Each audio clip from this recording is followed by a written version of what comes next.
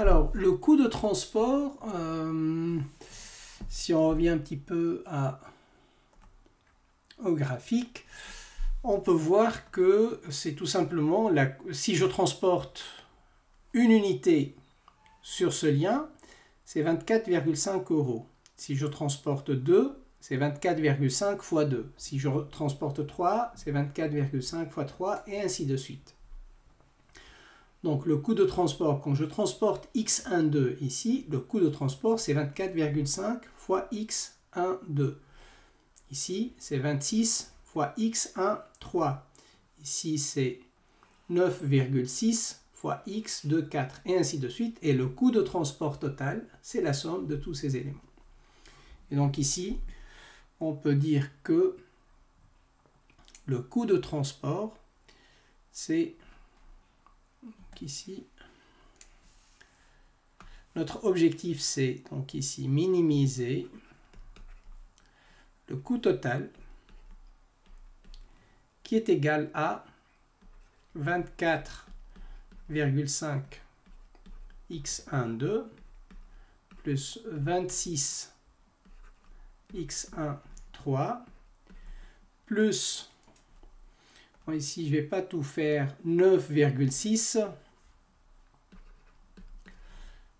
x2 4 plus ainsi de suite, et je vais juste prendre le dernier, donc c'est 11,337 plus 11,3 x 37.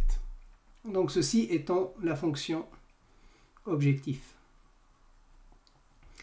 Alors maintenant, quand on a cette fonction objectif, et c'est tout, donc on cherche à minimiser ceci. Par contre, on doit trouver ces flux donc de transport de sorte à minimiser le coût de transport tout en respectant les contraintes du problème. Parce que si je veux juste minimiser ces valeurs, tout simplement je peux mettre tous les xij à 0. D'ailleurs, ici on peut même rappeler que ici, comme ce sont des quantités à transporter, on peut bien noter que xij supérieur à 0, quel que soit ij. Donc tous les flux sont positifs ici. Et si je veux minimiser, je peux mettre tous les flux à 0. Sauf que ça, c'est pas bon parce que je ne vais pas, par exemple, acheminer à Londres la quantité qui est demandée. Notez bien que ici, on vous demande quand même de ramener 90 000 unités ici. On vous demande de ramener 80 000 unités ici. Et ainsi de suite. Donc tout cela, je dois donc trouver comment faire ces transports tout en minimisant le coût de transport. Alors, ici, on va indiquer les contraintes. Et dans ce problème, on a au moins deux types de contraintes qui sont faciles. Les contraintes de demande que je viens de donner ici. On a aussi les contraintes de capacité. Donc vous avez la capacité ici et la capacité de stockage qui est ici. Donc, alors, on va dire... Alors maintenant, si je veux écrire la contrainte de demande pour Londres, donc cette contrainte, c'est tout simplement la totalité des flux qui viennent par là et des flux qui viennent par là est au moins égale à 90 000. Donc x2, 4 plus x3, 4 est supérieur ou égal à 90 000. Pour Birmingham, vous remarquez que c'est tout simplement x2, 5.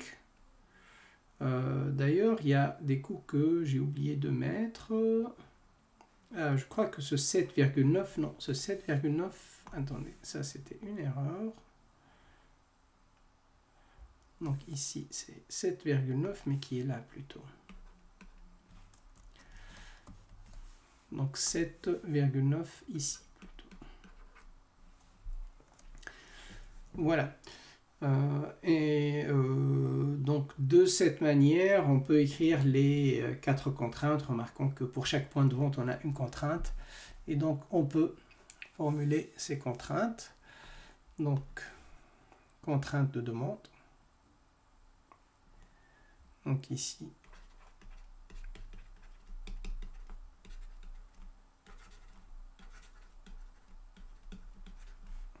Alors, que nous disent les contraintes de demande? On a dit donc pour Londres, c'est x 3, 4, x2, 4, pardon, x2, 4, plus x3, 4, supérieur ou égal à 80 000.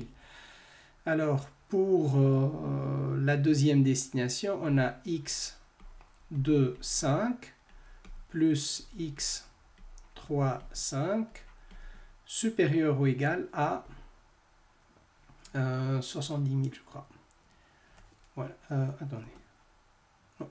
Ah non, non, ça c'est 90 000.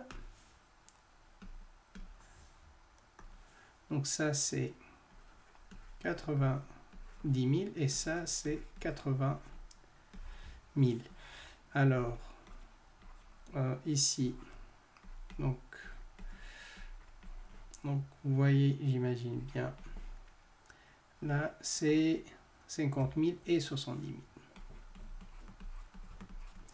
50 et x2, 7 plus x3, 7 supérieur ou égal à 70 000. Donc là, ce sont les contraintes de demande. Alors, on a d'autres contraintes dans ce problème, les deux contraintes de capacité. Donc, je vais les mettre ici. Encore, contrainte capacité de stockage. Capacité stock. Alors, tout simplement, ici, on ne peut pas mettre plus que 150 000 unités. Alors, c'est pas compliqué. Ici, on peut dire x12 inférieur ou égal. On peut dire ça, plus ça, plus ça, plus ça est inférieur ou égal à 150 000. Ou aussi, on peut tout simplement dire que tout simplement, ça, x12 est inférieur ou égal à 152 000 et x13 inférieur ou égal à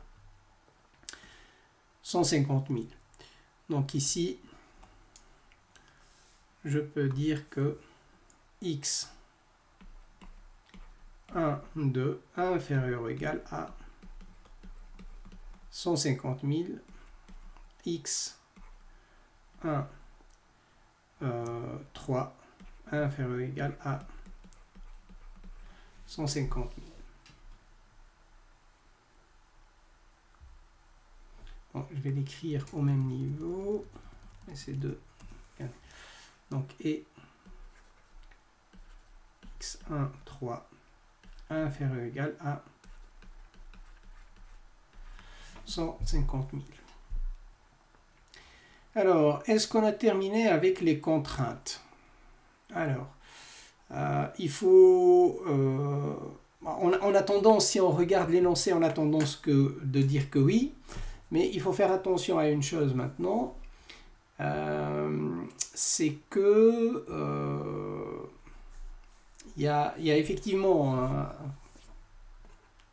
un autre type de contrainte, bon, qu'on peut qualifier de contrainte de réseau, et qui signifie la chose suivante, c'est que quand vous allez transporter une quantité, ici, remarquez que la quantité que vous transportez ici, elle doit être disponible en deux. Et jusqu'à présent, dans notre formulation, il n'y a rien qui nous dit que si on met x, par exemple, x2, 4 égale 20 000, rien ne nous oblige de mettre 20 000 unités. Remarquez que je peux mettre x2, 4 égale à 20 000 et je mets 0 ici, ce qui n'est pas logique. Mais dans les contraintes que nous avons formulées ici, il n'y a rien qui indique que x2, 4 doit être inférieur ou égal à x1, 2. Et en fait, c'est même plus que ça. Ce qu'il faut rajouter, c'est tout ce qu'on prend de 2, c'est-à-dire x2, 4 plus x2, 5 plus x2, 6 plus x2, 7 doit être inférieur ou égal à... C'est-à-dire que toute la quantité qu'on va prendre de 2, il faut aussi la ramener à 2. Et de même pour 3, tout ce qu'on a dans 3, il faut tout ce qu'on prend de 3, il faut le ramener à 3. Voilà. Donc, maintenant, on va essayer de tenir compte de ces contraintes. Bon, je les appelle souvent contraintes de réseau. Alors, ici, on va rajouter une contrainte de réseau. Voilà. Donc, on a dit que d'abord, on commence par l'entrepôt 1. Donc, tout ce qu'on va prendre de l'entrepôt, c'est-à-dire le sommet 2. Alors, x de 4 plus x de 5 plus x de 6, x de 7 inférieur ou égal à x 1, 2. Ensuite, x. Maintenant, tout ce qu'on prend de 3 doit être égal au plus à ce qu'on ramène à 3. Donc, x 3, 4 plus x 3, 5 plus x 3, 6 plus x 3, 7 inférieur ou égal à x 1, 3. Et voilà, donc ici on a formulé, bon, si je regarde ce problème, je regarde l'énoncé, il me semble qu'on n'a rien oublié. Donc ici il y a à la fois les contraintes de non-négativité des variables, il y a la fonction objective, donc on n'a pas écrit la totalité, mais bon, on voit bien la logique ici. Ici on a les contraintes de demande, donc ce qu'il faut ramener à chaque point de vente. On a les contraintes de capacité, donc il ne faut pas dépasser sur chacun des deux entrepôts cette quantité, et la quantité donc dans le deuxième entrepôt. Et enfin, on a les contraintes de réseau. Donc, pour mieux comprendre ces contraintes, on peut essayer aussi de formuler le problème, ensuite de le résoudre sans mettre ces contraintes, et on peut voir ce que cela donne. Donc voilà. Allez, on va essayer. Donc l'étape suivante consiste à formuler ce problème en utilisant un outil comme AMPL, et donc c'est ce que nous allons faire.